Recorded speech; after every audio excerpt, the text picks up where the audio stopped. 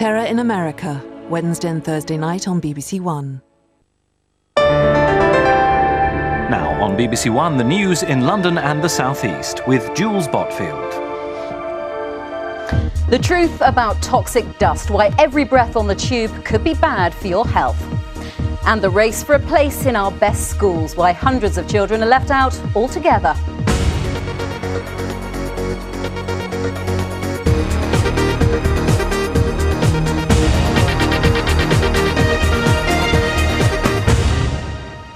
Hello there, welcome to the brand new BBC London News.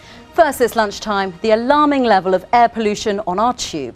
Our own investigation has revealed passengers and drivers are being subjected to levels of toxic dust up to 30 times higher than above ground, and the situation may be about to get worse. Andrew Winstanley has this special report. A scientist, a machine that measures pollution, and a reading that's 20 times the target set by the World Health Organization. Dr. Ben Croxford has been analysing the particulate or microscopic dust levels on London Underground for months. Testing in the carriages has shown even higher readings. There have been several studies, especially in the United States, which have shown that for every 10 micrograms per metre cube more particulate matter in the air, there's a 1% higher mortality rate. So, in simple terms, the more particulates there are, the more likely you are to die. Even during rush hour on Tottenham Court Road, the readings are 30 times lower than some we were getting in the tunnels. The latest medical research suggests microscopic particles do irritate the sensitive membranes of the lungs. And that's made worse when you consider what's in the dust. A third of it is iron oxide, mainly from the train's wheels grinding on the rails. Research in the States suggests this may have a link to heart and lung disease. A smaller but much more dangerous element is quartz. This is pure silica and makes up a fifth of tube dust. It's known to cause fibrosis, scarring of the lung. The particulates in themselves, whatever their composition, do damage.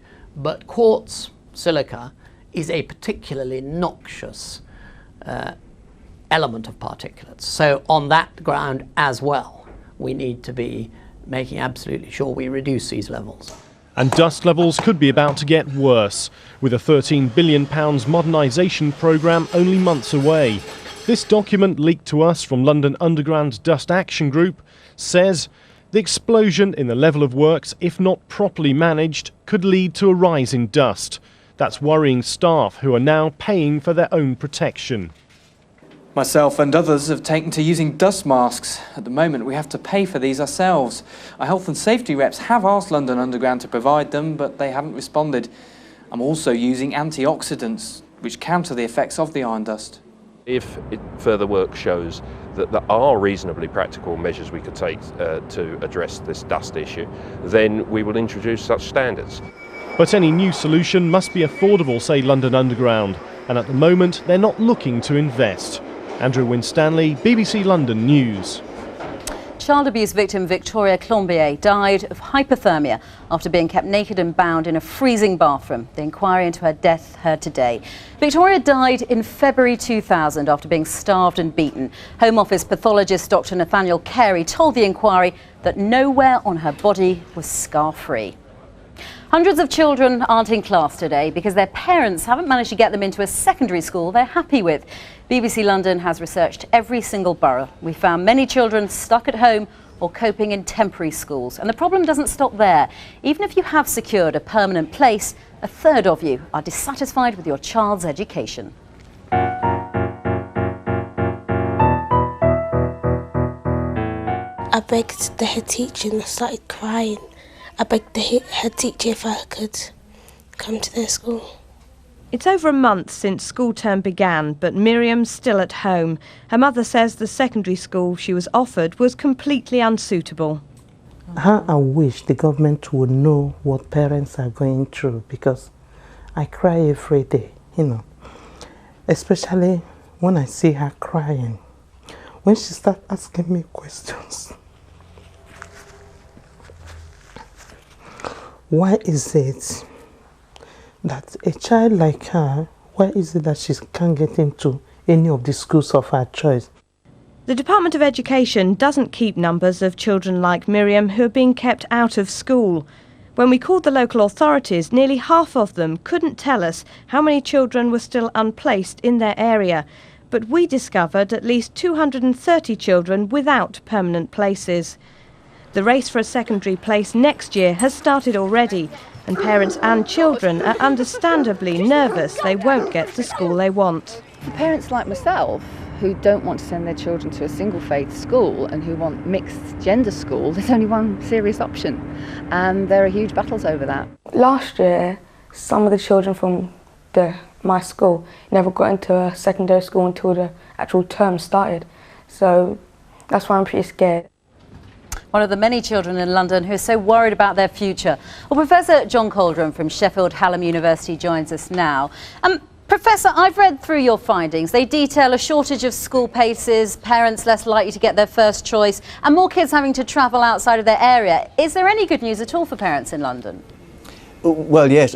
For example, that last one, although far more people travel across areas, that's partly because of the contiguous boundaries in London. So it's not all bad, that last one necessarily.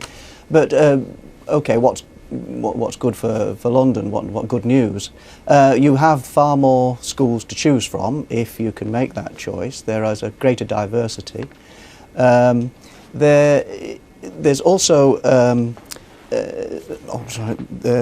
let's just talk about that choice for a moment. You mentioned it. Well, with choice, there are always people who lose out. So is that something we just have to accept about our system? Yes, and it is one of those things about London that it's a far greater intensity of competition. Because you've got more schools, you've got more density of population, and because we have a choice process with the market ideology of the schooling, then there is going to be great competition. The other thing I thought was interesting was that we make more appeals than parents in other parts of the country. Now, is that because we don't get the school we want, or is it just because we're more clued up and a bit more argumentative here in London? I think that's both, and it depends on the parents. Some parents, definitely, who are very clued up, will say, well, I know what I'm going to do, I'm going to try and get into this school, and then if I don't, I'm going to appeal. And some parents in our study made 4, 5, 6 appeals. For most, it's an extremely traumatic event that happens when they find themselves in a situation they never expected to be in. OK, Professor Caldron, thanks very much indeed. Okay. If you are one of the thousands of parents unhappy with your lot, there are things you can do. Susan Rees is from the Advisory Centre for Education. Susan, let's be very simple about this. What's the first thing you should do if you're not happy with your child's school? Well, if you're unhappy with the school that you've been allocated, the first thing you should do is lodge your appeal. The letter that turns you down for the place will have the details of what to do, and that's really how you should, that's the next step forward. Now, we saw in that report, I'm sure you were watching as well, the distress that this causes. Now, I know that in a small number of cases, parents actually choose to educate their children at home. But where that's not a choice and a child is forced, it doesn't have a permanent place, what sort of impact does it have on them? I think it is very, very stressful, because the thing is as well, people are hoping that a waiting list place will come up, and they're hoping it's going to be a short-term thing, whereas in fact it can go on, and it can be 4 or 5, sometimes even a year before they find another place.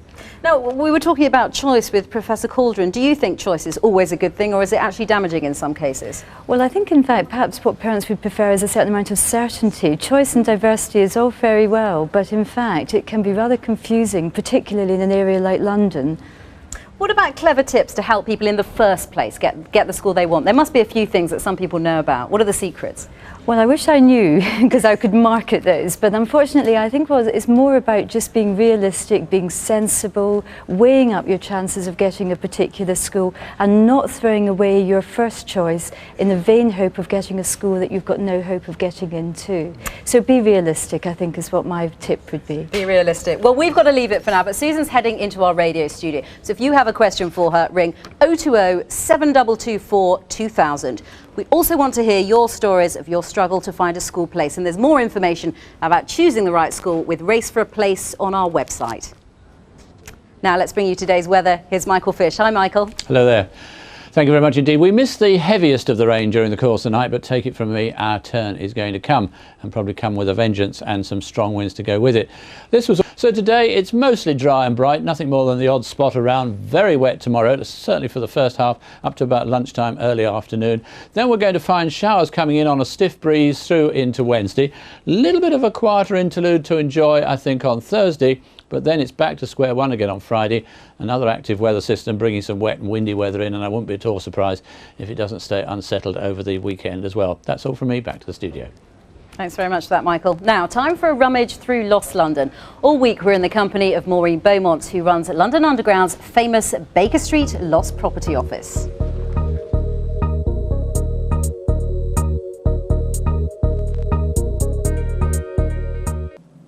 We had about 12,000 umbrellas handed in last year. Many years ago, it was something like 200,000 umbrellas.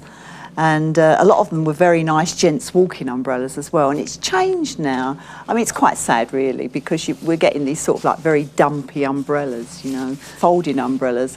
And a few years ago, we had one very nice umbrella, very similar to this one, come in. And it had a gold band round it with a name and address of the person. And we sent one of our lost property cards. Now, the cards only state, you know, property which may belong to you. After a couple of weeks, he comes in with the card and he said, I don't know what you could possibly have that belongs to me, he said, because I haven't travelled on the London Underground for ages. And we brought out the umbrella and we showed him and he said, well, do you know what? He said, I left that on there 10 years ago. So it just shows you, you know, it might take us 10 years, but we'll get it back to you in the end. More of Maureen's goodies later in the week. I wonder if she's got the high-heeled boots I left on the Bakerloo line. That's all from me this lunchtime. The John Gaunt Show is on 94.9 FM with Scott Chisholm standing in. Then from 3 to 5, Lisa Hampton, and of course, news bulletins on the hour. Emily Maitlis will be right here with an update at 10 to 4 on BBC Two. For now, have a great afternoon. Bye-bye.